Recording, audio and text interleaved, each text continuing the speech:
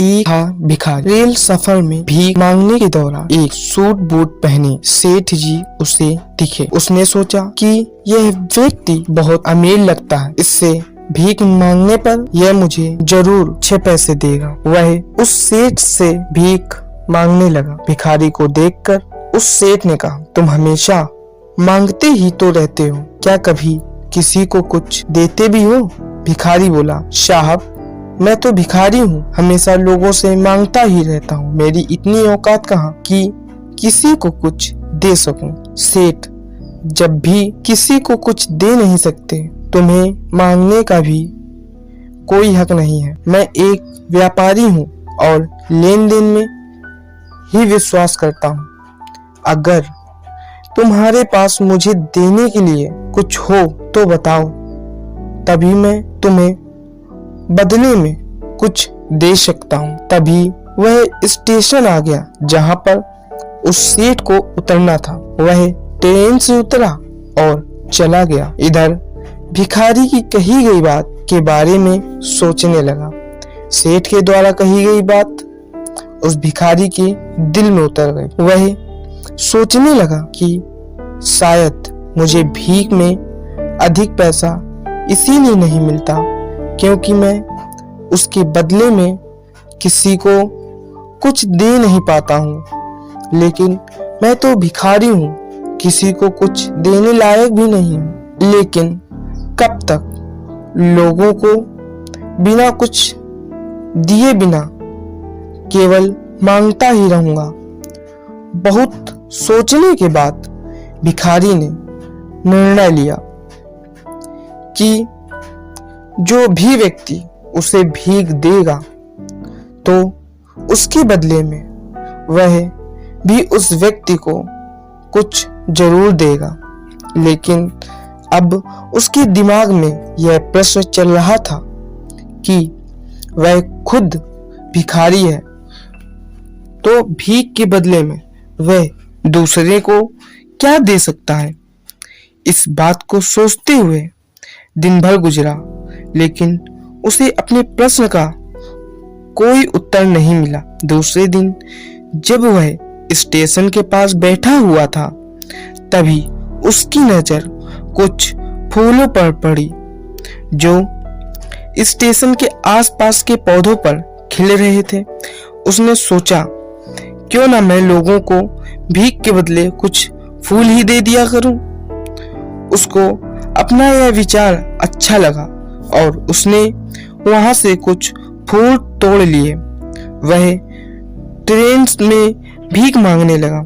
जब भी कोई उसे भीख देता तो उसके बदले में वह भीख देने वाले को फूल दे देता। उन फूलों को लोग खुश होकर अपने पास रख लेते थे। जब भिखारी रोज फूल तोड़ता और भीख के बदले उन फूलों को लोगों में बांट देता था, कुछ ही दिनों में उसे महसूस किया कि अब उसे बहुत अधिक लोग भीख देने लगे हैं। वह स्टेशन के पास के सभी फूलों को तोड़ लाता था। जब तक उसके पास फूल रहते थे तब तक उसे बहुत से लोग भीख देते थे। लेकिन जब फूल बांटते बांटते खत्म हो जाते तो उसकी भीख भी नहीं मिलती थी। अब रोज ऐसा ही चलने लगा। एक दिन वह भीख मांग रहा था तो उसने देखा कि वही सेठ ट्रेन में बैठे हैं, जिसकी वजह से उसे भीख के बदले फूल देने की प्रेरणा मिली थी। वह तुरंत उस व्यक्ति के पास पहुंच गया और भीख मांगते हुए बोला, आज मेरे पास आपको देने के लिए कुछ फूल हैं, आप मुझे भीख दीजिए, बदले में मैं आपको कुछ फूल दूंगा। सेठ ने उसे भीख के रूप में कुछ पैसे दिए और भिखारी ने कुछ फूल उसे दिए। उस सेठ को यह बात बहुत पसंद आई। सेठ, वाह क्या बात है, आज तुम भी मेरी तरह एक व्यापारी बने गए हो। इतना कहकर फूल लेकर वह सेठ स्टेशन पर उतर गया। लेकिन उस सेठ द्वारा कही गई बात एक बार फिर उस भिखारी के दिल में उतर गई। वह बार बार सेठ के द्वारा कही गई बात के बारे में सोचने लगा और बहुत खुश होने लगा। उसकी आंखें अब चमकने लगी। उसे लगने लगा कि अब उसके साथ उसके हाथ सफलता की वह चाबी लग गई है जिसके द्वारा वह अपने जीवन को बदल सकता है। वह तुरंत ट्रेन से नीचे उतरा और उत्साहित होकर बहुत तेज आवाज में ऊपर आसमान की ओर देखकर बोला, मैं भिखारी नहीं हूँ, मैं एक व्यापारी हूँ। मैं भी उस सेठ जैसा बन सकता हूँ, मैं भी अमीर बन सकता हूँ। लोगों ने उसे देखा तो सोचा कि शायद यह भिखारी पागल हो गया है। अगले दिन से वह भिखारी उस स्टेशन पर फिर कभी नहीं देखा।